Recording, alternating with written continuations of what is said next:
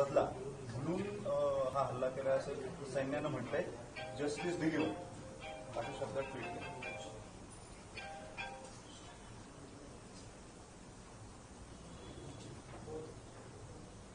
असं आहे की गेल्या आठवड्यामध्ये जे काही काश्मीरमध्ये घडलं त्यामुळे साहजिकच सगळ्या देशामध्ये लोकांच्यामध्ये एक अस्वस्थता होती. लोक येतात पलीकडनं ज्यांचा काही संबंध नाही अशा निष्पाप लोकांना गोळ्या घालतात.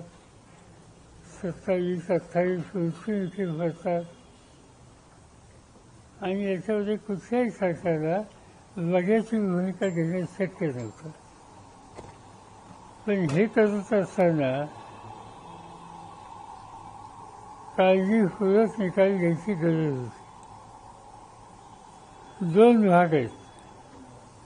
एक भारताचा नकाशा निर्देशावर ठेवा, पाकिस्तानचा नकाशा निर्देशावर ठेवा. भारत आणि पाकिस्तान याच्यामध्ये POK पाकिस्तान ऑक्युपाईड काश्मीर की जो काश्मीरचा भाग 1948 साली त्यांनी घेतला आणि जो त्यांच्या ताब्यात आहे तिथंच हे हल्ला करण्याचं स्थान केंद्रित केले असं दिसतं. आणि त्याचं कारण असं आहे की POK या ठिकाणी दहशतवाद्यांचे कॅम्प आहेत.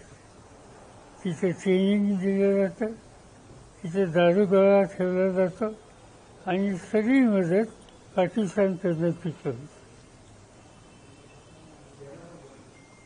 जो काही निर्णय भारताला घ्यायचा होता तो पाकिस्तान हिंदुस्थान यांची जी बॉर्डर आहे ती बॉर्डर ओलांडून आपण जाऊ इच्छित नव्हतो आणि ती काळजी भारतीय हवाई दलाने घेतली.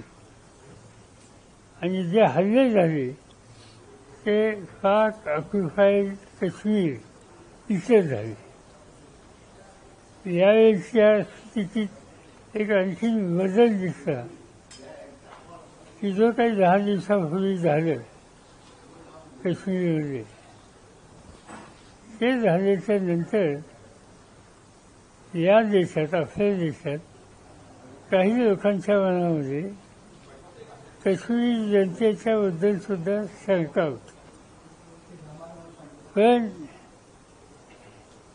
हा जो इन्सिडेंट झाला दहशतवाद्यांचा तो झाल्याच्या नंतर ज्याचा आनंद असावा असा एक गोष्ट घडली. सवन काश्मीरमध्ये स्थानिक जनता ही भारताच्या बरोबर उभी राहिली. ही दहशतवाद्यांच्या विरुद्ध त्यांनी आपली तीव्र मतं व्यक्त केली. जम्मू काश्मीरची विधानसभा याचं अधिवेशन घेतलं गेलं आणि त्या विधानसभेमध्ये एक मताने हा जो हल्ला झाला होता दहशतवाद्यांचा त्याच्या विरुद्ध निषेधाचा ठराव झाला. आणि त्याबरोबर तिथले मुख्यमंत्री जे आहेत उमर अब्दुल्ला त्यांचं भाषण तुम्ही कोणी ऐकलं असेल तर असेल त्यांनी अतिशय स्वच्छ भूमिका ही या दहशतवादाच्या विरुद्ध केली. आणि सवन काश्मीर रॅली आणि भारतीय नेतृत्व भारतीय सेना याच्यात अंतर नाही ही गोष्ट जगाला कळली. आणि हे सगळं झाल्याच्या नंतर हल्ला तर झाला होता आपल्या 26-27 लोक मृत्युमुखी पडले होते त्याचा तर हिशोब करावाच लागेल. पण तो करत असताना आंतरराष्ट्रीय जगामध्ये भारत आक्रमक आहे असं चित्र होऊ नये याची खबरदारी या ठिकाणी घेतली दिसते योग्य आहे. आणि म्हणून आम्हा लोकांचा आग्रह होता त्यावेळी दिल्लीमध्ये सर्वपक्षीय बैठक बोलवली. त्या बैठकीमध्ये माझ्या पक्षाच्या वतीनं सुप्रियाताई सुळे हजर होत्या आणि तिथे एका विचाराने कुठलीही भूमिका सरकार घेत असेल तर या ठिकाणी राजकारण न आणता पूर्ण ताकदीने सरकारचा मागं उभं राहावा हा निर्णय घेतला आणि आज या ॲक्शनच्या नंतर सर्व देशवासियांची जबाबदारी राजकीय नेतृत्वाची जबाबदारी ही आहे की एअरफोर्स आणि बाकीचे त्यांचे सहकारी त्यांनी काल रात्री जी काय ॲक्शन घेतली तिच्या पाठीशी मजबूतीने उभं आणि ही भूमिका आम्हाला लोकांची आहे. सर, या सगळ्या आल्यानंतर अमेरिकेकडून जे काही सांगितलं गेलं की दहशतवाद विरोधी कारवाई संदर्भात आम्ही भारताच्या पाठीशी आहोत, आंतरराष्ट्रीय पातळीवरती याचे काय नेमके परिणाम होऊ शकतात असं काय? नाही, असं आहे की आंतरराष्ट्रीय हे थोडं जपून केलं पाहिजे, पण सुदैवानं या हल्ल्याच्या नंतर आणि कालच्या ॲक्शनच्या नंतर अमेरिका, जपान आणि काही महत्त्वाचे देश यांनी भारताला समर्थन दिलं. काळजी करण्यासारखी गोष्ट अशी आहे की चीननी दिलेली नाही. तर ठीक आहे, शेवटी आपल्याला आपल्या देशाचं महत्त्व, आपल्या देशाचा अधिकार आणि आपल्या देशाचं सार्वभौमत्व हे जतन करावंच लागेल. त्यासाठी जे काही कष्ट, त्याग देशवासी म्हणून करावं लागतील ती करण्याची मानसिकता मला देशवासियांची दिसते. ही जमीची बाजू आहे. पाकिस्तानकडून आता कांगावा सुरू केला गेलाय की सिव्हिल एरियामध्ये हे हल्ले भारताकडून केले गेले आणि त्यांचे पंतप्रधान जे आहेत त्यांनी सुद्धा याचं सडेतोड उत्तर दिलं जाईल असं सांगितलंय. युद्धाला सुरुवात होईल किंवा युद्ध होईल अशी चिन्ह सध्या दिसत आहेत का? तुम्हाला काय वाटतं? नाही, आज सांगणे योग्य नाही, पण सतर्क राहण्याची स्थिती आहे. हा सगळा भाग जो आहे तिथं सतर्क राहण्याची गरज आहे. पाकिस्तान माहिती नाही कुठपर्यंत पुढे जातील. त्यांना त्यांची ताकद माहिती, त्यांना भारताची ताकद माहिती आणि त्यामुळं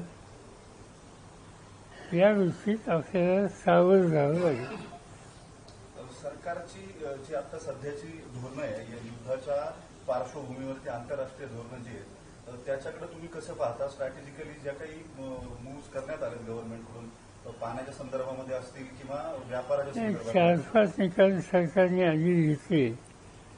एक आर्थिक कोंडी कशी करता येईल या दृष्टीने काही पावलं टाकली, त्याच्यात काही चुकीचं नाही.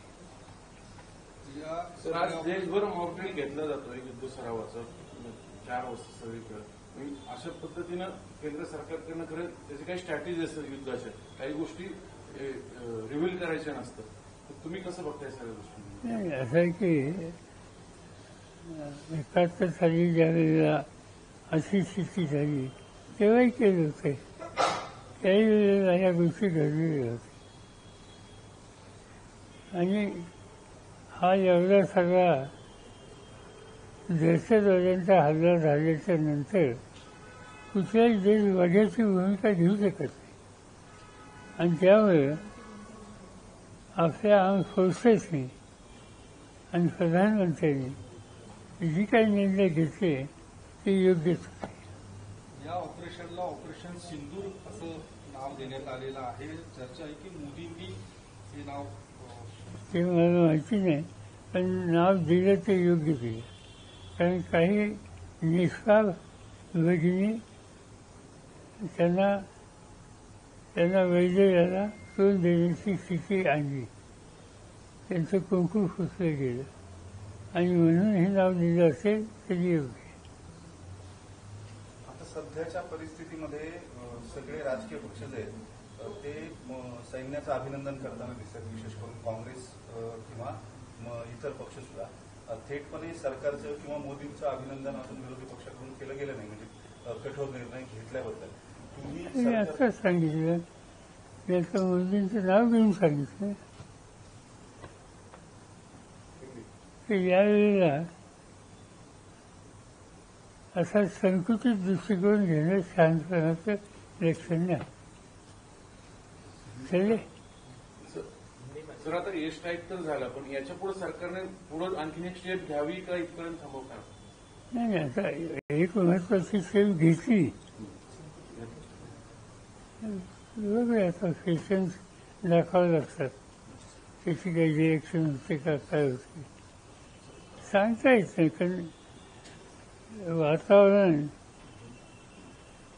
पाकिस्तानमध्ये सुद्धा मोठा वर्ग पाकिस्तानच्या नेतृत्वाचा हा जो दृष्टिकोन आहे त्याच्याबद्दल नाराजी असलेला आहे.